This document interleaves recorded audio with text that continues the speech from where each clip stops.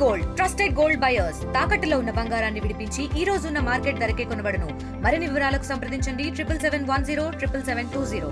Jammu and కాశ్మీర్లో పెహల్గాంలో జరిగినటువంటి ఉగ్రవాదుల దాడిలో సుమారు 27 మంది అమాయకులు చనిపోవడం జరిగింది.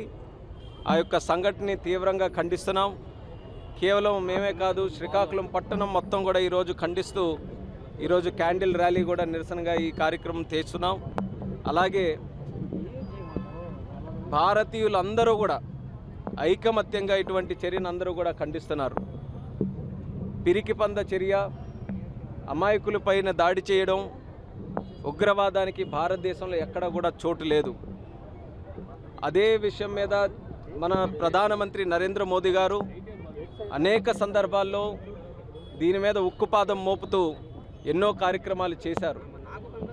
అయినప్పటికీ నిన్న జరిగినటువంటి సంఘటన ఎంతో మనసుకి కలిచివేసే విధంగా, ముఖ్యంగా మన ఆంధ్రప్రదేశ్ రాష్ట్రం నుంచి 2 వ్యక్తులు, కావలి నుంచి మధుసూదన్ గారు, అలాగే శ్రీకాకుళం చెందినటువంటి వ్యక్తి విశాఖపట్నంలో నివసిస్తున్నటువంటి చంద్రమౌళి గారు, వీళ్ళిద్దరూ కూడా టూరిజంగా వెకేషన్ మీద అక్కడికి వెళ్ళడం, కుటుంబ సభ్యులందరితో కూడా వెళ్ళడం, ఈ యొక్క సంఘటనలో చిక్కుకొని ప్రాణాలు కోల్పోవడం అనేది చాలా బాధ కలిగించేటటువంటి విషయం.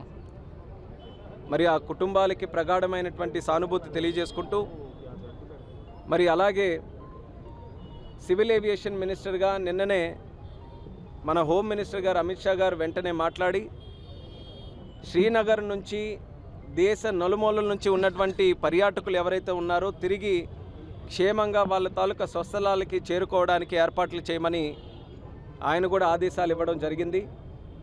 వెంటనే ఎయిర్లైన్స్ అందరితో కూడా మాట్లాడాం.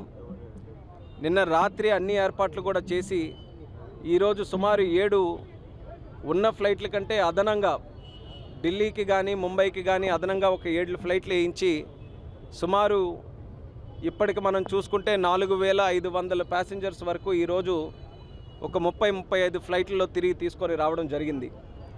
అలాగే ఈ 27 మంది మృతి చెందినటువంటి వారు ఎవరైతే ఉన్నారో వాళ్ళ తాలూకా బాడీస్ కూడా వాళ్ళ కుటుంబ సభ్యులతో పాటు మిగిలినటువంటి వారితో పాటు క్షేమంగా మళ్ళీ తీసుకొని రావడానికి ఎయిర్లైన్స్తో మాట్లాడి ఆ ఏర్పాట్లు కూడా చేశాం. చంద్రమౌళి గారి తాలూకా బాడీ కూడా విశాఖపట్నం ఎయిర్పోర్ట్కి 8:45కి చేరుకోబోతుంది. మరి అక్కడ రిసీవ్ చేసుకోవడానికి రాష్ట్ర ముఖ్యమంత్రి వర్యులు చంద్రబాబు నాయుడు గారు కూడా విశాఖపట్నం ఎయిర్పోర్ట్కి వచ్చి మరి ఆ కార్యక్రమంలో పాల్గొబోతున్నారు. మరి అలాగే కావలికి, అది కూడా రాత్రిపూట కావలికి కూడా ఆ బాడీ చేరుకోబోతుంది ఈరోజు. మిగిలినటువంటి అన్నిటికీ కూడా ఏర్పాట్లు చేశాం. అలాగే శ్రీనగర్ నుంచి ప్రయాణికులు ఎవరైతే తిరిగి రావాలనుకుంటున్నారో వాళ్ళు ఫ్లైట్లు మార్గంలో వస్తే అనవసరంగా ఫ్లైట్ తాలూకా ఛార్జీలు పెంచకుండా ఉంచడానికి కూడా ఎయిర్లైన్స్తో మాట్లాడి చర్యలు కూడా తీసుకున్నాం. శ్రీనగర్ ఎయిర్పోర్టులో కూడా అక్కడ ఉన్నటువంటి ఎయిర్పోర్ట్ అథారిటీ ఆఫ్ ఇండియా అధికారులతో మాట్లాడి అదనంగా ఏర్పాట్లు, ఫుడ్ కానీ వాటర్ కానీ వాళ్ళకి ఎటువంటి సహాయ సహకారాలు కావాలన్నా అక్కడ అన్ని రకాలుగా కూడా ప్యాసింజర్స్కి చూసుకునే విధంగా కార్యక్రమాలు కూడా అక్కడ ఏర్పాటు చేయడం జరిగింది. వీలైనంత వరకు సివిల్ ఏవియేషన్ మినిస్ట్రీ నుంచి ఏ సహాయక కార్యక్రమాలు కావాలో ఎక్కడా లోటుపాట్లు లేకుండా ఎయిర్లైన్స్ తాలూకా సహకారం తీసుకుంటూ, ఎయిర్పోర్ట్స్ తాలూకా సహకారం తీసుకుంటూ, అలాగే రాష్ట్ర ప్రభుత్వాలు, ముఖ్యంగా జమ్మూ అండ్ కాశ్మీర్ రాష్ట్ర ప్రభుత్వం అందరి తాలూకా సహకారం తీసుకుంటూ కార్యక్రమాలన్నీ కూడా చేస్తున్నాం. అయితే నిన్న నరేంద్ర మోదీ గారు కూడా దీని మీద స్పష్టంగా ట్వీట్ చేయడం జరిగింది.